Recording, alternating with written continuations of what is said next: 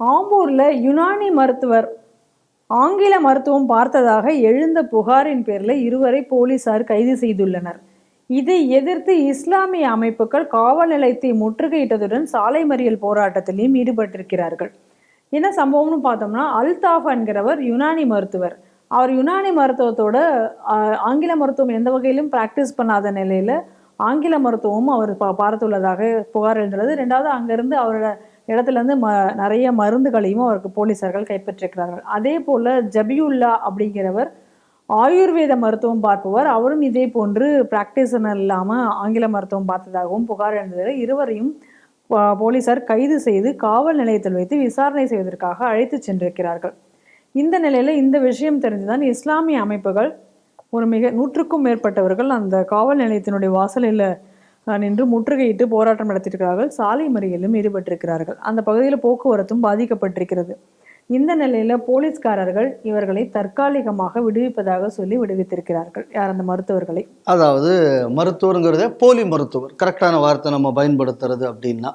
அப்போ இந்த போலி மருத்துவம் பார்த்தாச்சுன்னா, நீ துலுக்கனா இருந்தாச்சுன்னா நீ போலி மருத்துவம் பார்க்கலாம். இதான் அது. ரெண்டாவது, நடந்திருக்கிற போலீஸ் ஸ்டேஷன் என்ன? ஆம்பூர். ஏற்கனவே ஒருத்தன் வந்து செத்து போனான். செத்து போனது வந்து அவன் ஸ்டேஷன்லேருந்து வெளியில் வந்து பல நாள் கழிஞ்சு.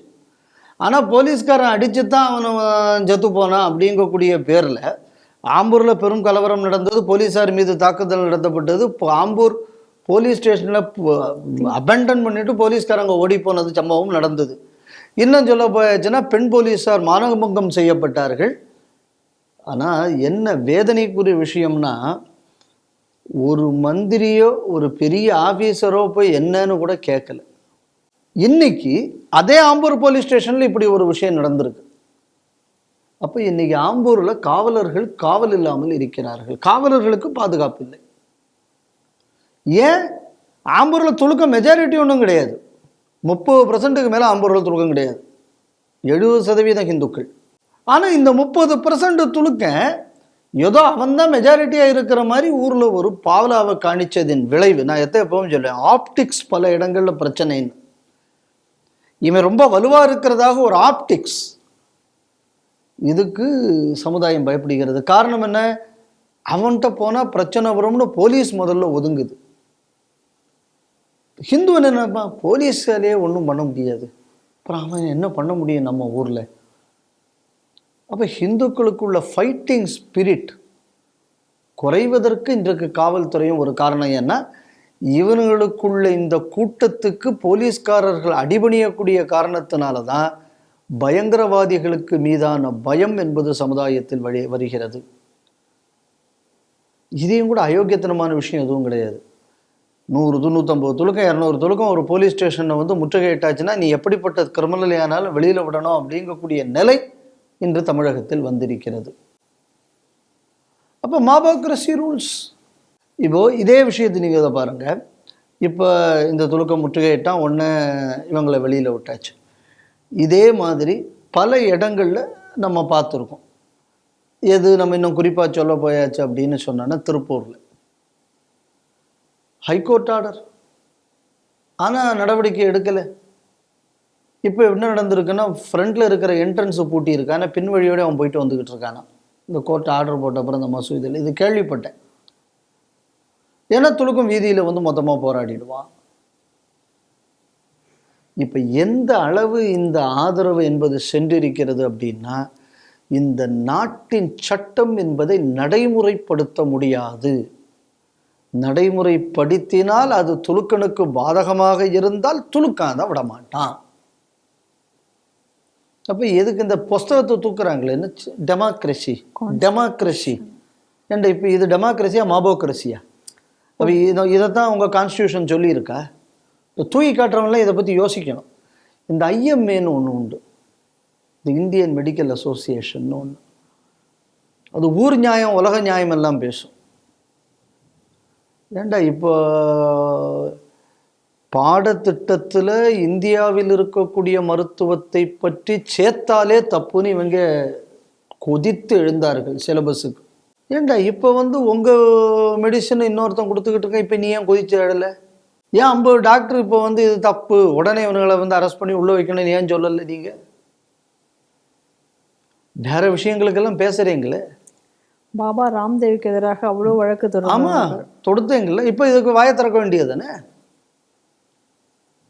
அப்போ இந்த அசோசியேஷனுக்குள்ள நிலைமை என்ன? இந்த கேள்விக்கு இப்போ அவங்களும் பதில் சொல்லி ஆகணும்ல. சரி, ஏதாவது ஒரு போயிட்டு ஒரு ஆயுர்வேத டாக்டர்கிட்ட போயிருப்பார், ஏதாவது உடம்பு சரியில்லாமல் போயிருக்கும்.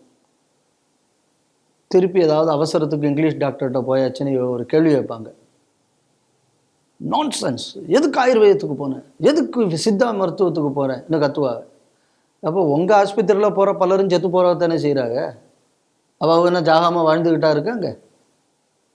அப்போ இதே நான்சென்ஸு அப்படி இப்படிங்கக்கூடிய வார்த்தை இப்போ உங்களுக்கும் பொருந்தும்ல. அப்போ இவ்வளவு உலக நியாயம் பேசக்கூடியவர்கள் இப்போ பாடுற உங்கள் மருந்து இன்னொருத்தன் கொடுத்துப்புட்டான், சிலபஸில் ஆயுர்வேதத்தை சேர்த்தாலே தப்புன்னு பேசக்கூடிய இந்த அமைப்பு ஏன் இப்போ வாயை திறக்கலை? துலுக்கங்கிறதுனாலையா? அப்போ உங்களோட அறிவியல் ஞானம் என்பது துலுக்கம் வந்தாச்சுன்னா படுத்துருமா கீழே? அப்போ தமிழ்நாடு எந்த ஒரு நிலையில் இன்று இருந்து கொண்டிருக்கிறதுன்னு நம்ம பார்க்கணும். நான் போலி மருத்துவம் பண்ணால் என்னை எவனும் கேட்கக்கூடாது. நான் வெடிகுண்டு வைப்பேன், எனக்கு ஹீரோஸ் சென்ட் ஆஃப் கொடுக்கணும். கோயம்புத்தூர் பாஷா நம்ம பார்த்தோம். கோர்ட்டில் கேஸை நடத்த விட மாட்டான். எனக்கு இந்த வக்கீல் ஆகாது, எனக்கு அந்த வக்கீல் ஆகாது, நான் எனக்கு ஒரு நாட்டு சட்டத்துக்கு மேலே நம்பிக்கை. கோர்ட்டில் வந்து மிரட்டுவான். அவன் 10 வருஷம் ஜெயிலில் இருந்துட்டான், அதனால் அவனை விடுவிக்கணும் அப்படிமா இன்னொருத்தன்.